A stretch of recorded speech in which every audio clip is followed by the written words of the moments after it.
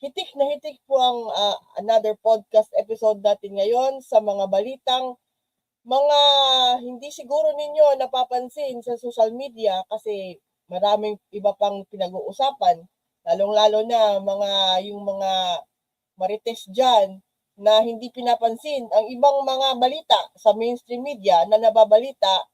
So ngayon po, ang trabaho ko po sabihin sa inyo kung ano pa yung mga nangyayari sa ibang parte ng Pilipinas sa larangan ng politika. At unahin na po natin at alam na po natin na ano ngayong araw. Ngayong araw po, update lang po. Ngayong araw po ang ikasampu po ng 10 calendar days na binigay palugit ng House Committee on Justice kay Vice President Sara Duterte para ihain ang kanyang counter. Magpa-file po siya ng counter doon po sa nakitaan ng sufficiency in form and substance last week nung kanyang impeachment complaint, dalawang remaining impeachment complaint po. Ngayong araw po inaasahan hanggang alas 5 ng hapon ang kanyang counter para laban sa mga claims, mga aligasyon ng hinain sa kanya na impeachment. So isa sa mga issue doon yung kanya pong kayamanan. Napapaloob po sa isa sa mga articles of impeachment ang kanilang kayamanang mag-asawa ni Attorney Manances Carpio. Unexplained wealth, isa po yun sa mga grounds ng impeachment complaint. At yun nga po, para daw malaman, syempre, pinapasabi na po ng ng House Committee ang kanilang mga income tax returns at saka business records ng Vice Presidente. Ito po sumasaklaw doon sa tinatawag na, meron po kasi silang law firm. Ang pangalan po ng kanilang law firm is Duterte and Carpio Lawyers. Doon po sa Davao City at meron silang branch. Nag-open po sila ng branch sa Cebu City. So, dalawa ito. So, sabi niya kahapon na malaki po ang posibilidad na ipapasabina po yung kanilang income tax returns at saka business records ng mag-asawa. So kailangan po kasi ma-explain kung paano yung allegedly merong 50 million na gap between sa yung na-accumulate po na salary ni Vice President Sara Duterte nung siya po ay pumasok sa politika bilang vice mayor ng Davao City at ngayon kasalukuyan Vice Presidente ng Pilipinas. Tinitinan po nila kung paano po nag-accumulate kung bagbabasihan lang po ang kanyang sweldo sa gobyerno noong mga panahon niyon nung pagka-vice mayor niya vice mayor niya ng Davao City, pagka-mayor niya ng Davao City, at ngayon, yung kung aabot po yung kanyang sinuweldo sa gobyerno, sa lokal at saka sa nasyonal, kung aabot po ng 50 million yung kanyang net worth. At kung hindi po umabot, dapat po malalaman kung saan po nanggagaling yung iba pang income. Kaya po tinitingnan ngayon yung kanilang business na mag-asawa kung sila ba ay naka-earn para lang ma-explain yung gaps, yung wealth gaps, ma-explain po. So titingnan po yun kasi yun po ay kasama sa impeachment complaint. Sa impeachment complaint ngayon 6.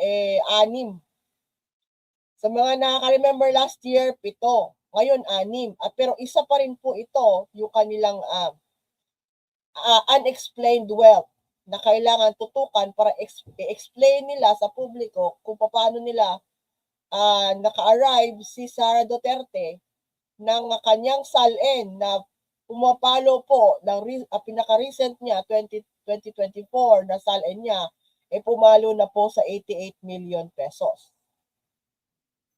Oh. So tinitingnan po 'yon.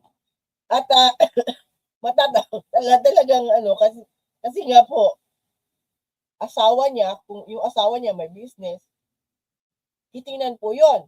Titingnan po kung yung kanilang mga business or businesses ay meron pong nakarehistro po sa SEC, sa Security Exchange Commission. Kung nakaregister po 'yon.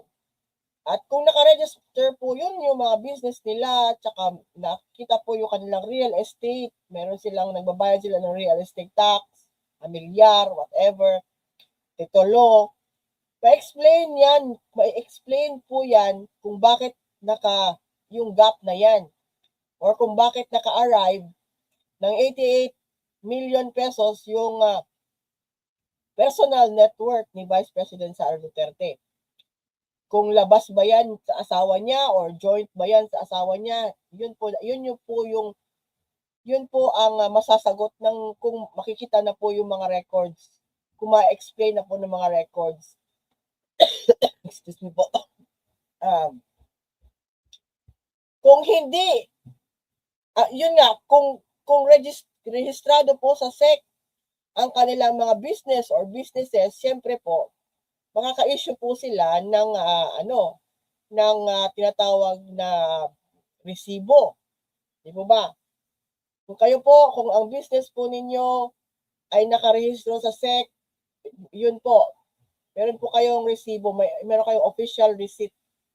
So kung meron kayong, lalo niyan, kagaya niyan, kung abogado, service po ang kanilang pinoprovide, lawyer, pagka-abogado. So kung meron po silang service fee, siyempre magre-reflect po yun, isusulat po yun sa kanilang resibo. Tapos yung mga resibo, yung mga siyempre isusumiti po yun sa BIR. Diba? So para malalaman kung ano po yung income ng kanilang law firm at kanilang mga businesses. Kung hindi sila registered sa SEC, paano sila makakabigay ng official receipt? Paano sila makakasubmit sa BIR ng insakto kung ano yung kanilang inaano na kanilang business, yung money na pumapasok sa kanilang business or tsaka lumalabas. So yun nga po, babantayan po natin ngayong araw kung magsusumite. Last before ako po umakyat sa live ko, wala pong balita na nagsumiti na ang kampo ni Vice President Sara Duterte sa House ng kanilang counter laban sa kanyang alleged na sinasaad doon sa kanyang impeachment complaint. Hanggang 5 p.m. po ang hinihintay natin kung siya po ay maghahain. Kung hindi po siya maghahain ng kanyang counter today, na ngayon ay deadline today, wala na po extendable, wala na po palugit, wala na po palugit. Mapapilitan po ang House Committee on Justice na mag-proceed. Mag-proceed po sila sa Wednesday. At sa Wednesday, pag may hearing na naman po, March 18. At doon, pwede na po nilang iakyat ang reklamo laban kay Vice Presidente sa plenary house. Doon po ay magbobotohan sila, at pag nagboto sila at mayorya ay bumoto na iakyat ang impeachment complaint sa Senado, yun na po. Iakyat na po yun, forthwith po. At mapapabilis po. In other words, mapapabilis po yung proseso ng impeachment kung hindi magsusumite si Sara Duterte ng kanyang counter ngayong araw, March 16, deadline po. So, yun nga, In other news, sa Antipolo po, alam po natin sa Antipolo, last December 20, pumanaw po si Congressman Romeo Acop bilang kanilang congressman doon. At syempre po nabakante. Nabakante po ang Antipolo at doon. Pero ang pinoclaim po ngayon doon na kongresista para replacement po ni yumaong Congressman Acop ay si Bong Acop. Nagre-election po sila doon sa kanilang lugar. At nanalo po sa isang special poll si Acop. Acop din po yung nanalo. I think possibly if I'm not mistaken, ito po ay anak ni Congressman Romeo Acop. Ang nagtunggali po doon sa kanilang lugar sa 2nd District si Liaga, Reden Liaga. Yun po yung katunggali ni Bong Acop. At ngayon po si Liaga dumulog po sa COMELEC at gustong ipa-disqualify itong si Bong Acop. Gusto po ipa-disqualify si Bong Acop ni Liaga. At dahil daw sa prohibited campaign and illegal electioneering. At ang abogado niya, natawa ako nung nakita ko po yung pangalan ng abogado na si Mark Tolentino. Ito po, SMNI po ito. Konektado po sa SMNI itong si Mark Tolentino. Konektado po ito kay Kiboloy. Konektado po ito sa mga Duterte, si Mark Tolentino. So, hindi na po ako nagtataka bakit ganon si Liaga. Kasi baka Duterte pala talaga to. Sila yung grupo doon ng mga sumusuporta kay Vice President Sara Duterte. At alam naman po natin na yung mga Duterte supporters, nung sumakabilang buhay po si Romeo Acop noong December 20, ang sasama-sama po ng ugali. Namatay na po yung tao. At pati na po, isa na po doon.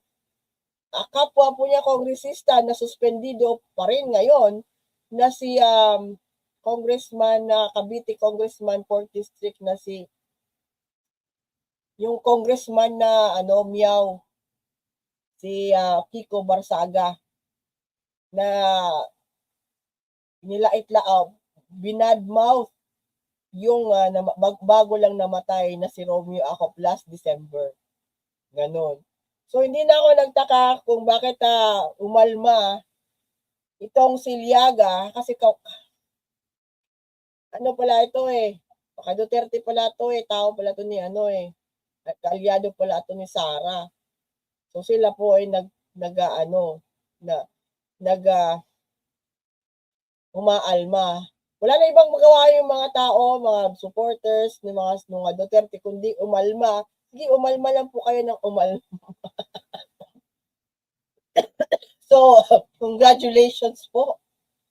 Congratulations po to Congressman Bong Acop. Kung siya po ang pinagpala ng Antipolo 2nd District. So, siya. At hintayin lang po natin kung papansinin po ng COMELEC itong reklamo ni Liaga kasi last I've heard sa COMELEC, busy pa sila doon sa kaso ng SOSE ni Senator Marcoleta. Shout out COMELEC Commissioner Garcia. Okay, resolve naman yan. Mga bilis-bilisan naman. Ayusin naman po. na mga kailangan ayusin. Kasi time is gold. So ito po, pumunta po tayo sa Dahig.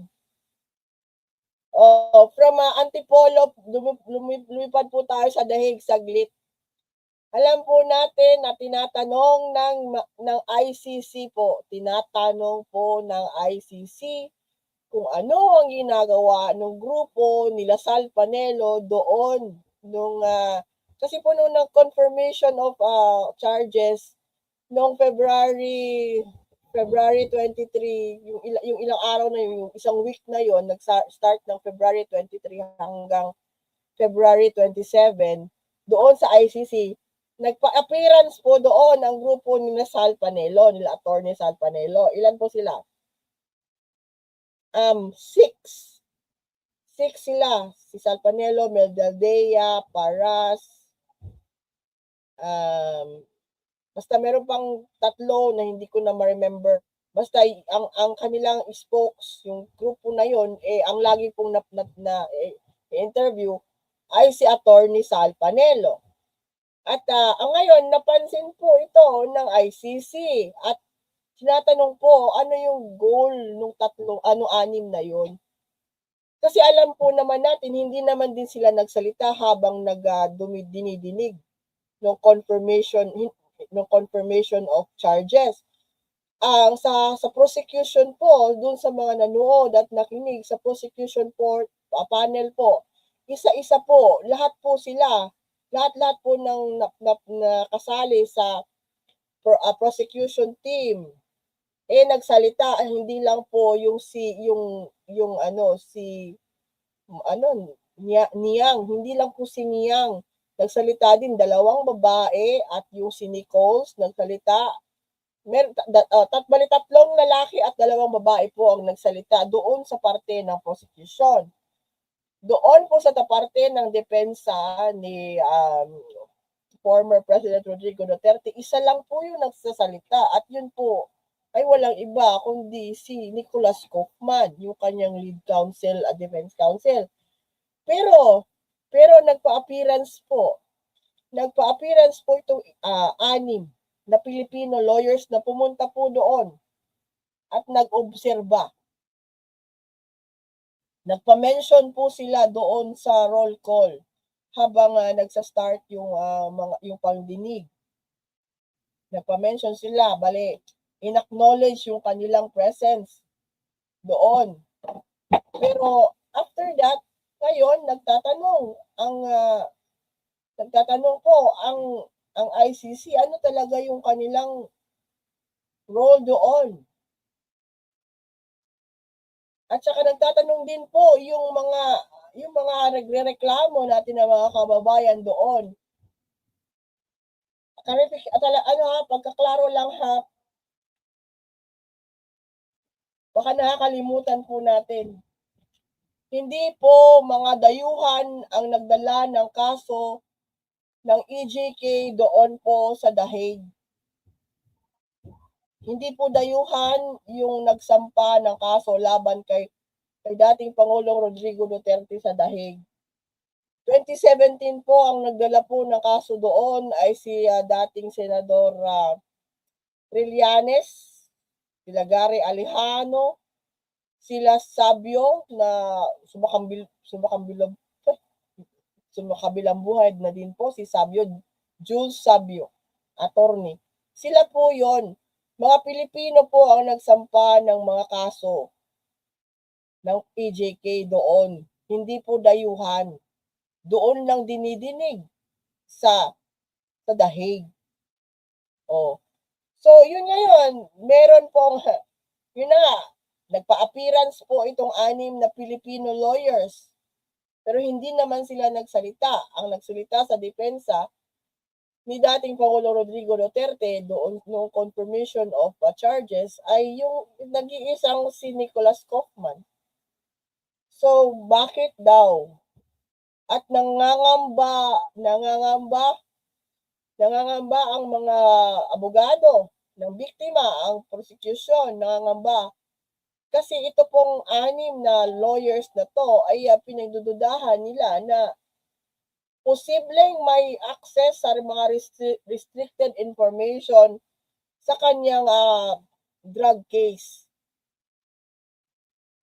Na hindi dapat kasi hindi naman talaga sila ganap na mga defense. Hindi sila abogado doon sa ICC. Oh. Ang dapat lang na ang team lang na dapat mag-handle sa kaso ni dating Pangulong Rodrigo Duterte is confined sa kanyang defense team, yung hinire nila. Si Kaufman, tsaka yung isa pa, yung nalimutan ko, Dubs yata ang apelyido nun. Yun, tsaka yung team lang na yun. So, nagtataka po ang International Criminal Court kung anong gamit ng 6 na grupo ng mga abogado na pinangunahan ni Attorney Sal Panelo na pumunta doon po sa The Hague. At kung babalik po sila sa April, kasi po sabi po ng ICC, kailangan after 60 days po. After 60 days, so 2 months, April, sometime late April or early May, malalaman po natin kung ano ang desisyon ng ICC Pretrial Chamber 1 kung gagawin, iakyat na po ng full trial o sisimula na po ang full trial o hindi ni former President Rodrigo Duterte. So yun, baka doon kung bumalik na naman siguro po sila, yung grupo na ito ni Sal Panelo, doon po, sana sila mag-manifest sila kung bakit sila nandoon, anong ginagawa nila doon, anong role nila sa defense ni former President Rodrigo Duterte. So yun, madaming explanation ngayon dapat.